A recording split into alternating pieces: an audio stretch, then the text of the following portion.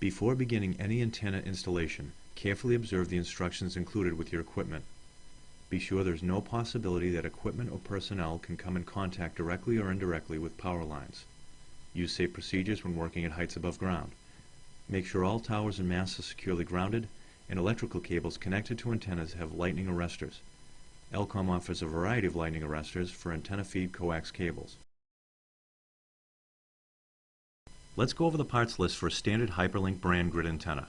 Parts include an antenna feed horn assembly, stainless steel U-bolts with nuts and lock washers, mast clamps, aluminum L bracket, machine screws with nuts and lock washers, and also the antenna reflector grid section halves.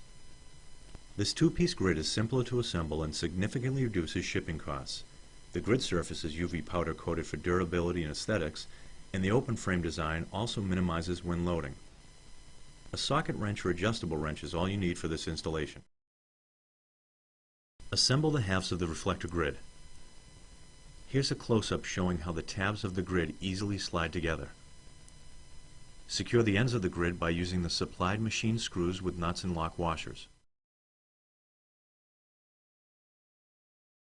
Noting the orientation required for the desired polarity, position the L bracket on the back of the grid assembly. Position the feed horn to the front of the grid assembly, again noting the orientation required for the desired polarity. Here's a close-up showing how the feed horn fits in the assembled grid. On the back side of the grid, use the supplied machine screws with nuts and lock washers.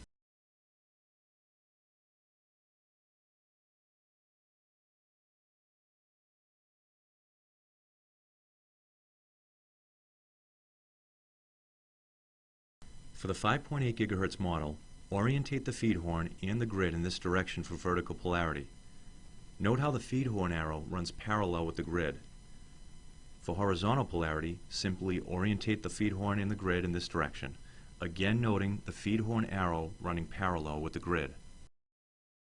The same orientation rules apply for the 2.4 GHz model, which uses a feed reflector attached to the feed horn. For vertical polarity, orientate the feed horn and grid in this direction, making sure the reflector is parallel with the grid. For horizontal polarity, simply orientate the feed horn and the grid in this direction, again making sure that the reflector is parallel with the antenna grid. When determining or changing the direction for vertical or horizontal polarity, the L bracket attached to the back of the grid will need to be adjusted accordingly.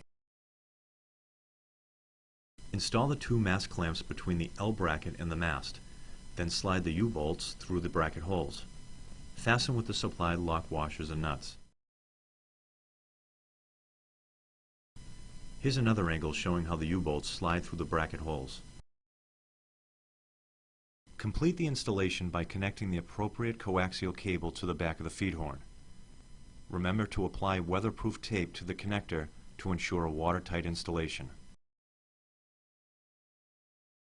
The antenna is supplied with a 60-degree tilt and swivel mast mount kit, which allows installation at various degrees of incline for easy alignment. They can be adjusted up or down from 0 degrees to 60 degrees. This option shows the antenna in the fixed tilt position, where one U-bolt assembly is attached to a fixed position on the L bracket. This other option shows the antenna in the tilt slot position, where one U-bolt assembly is attached to a slot position on the L bracket, allowing the antenna to move freely.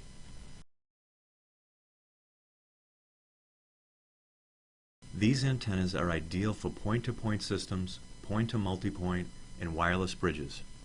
l-com can custom manufacture antennas to allow for different connector types, so be sure to speak with an account representative for more information. For more information on this and other free video tips and tutorials, visit l-com's website at www.lcom.com.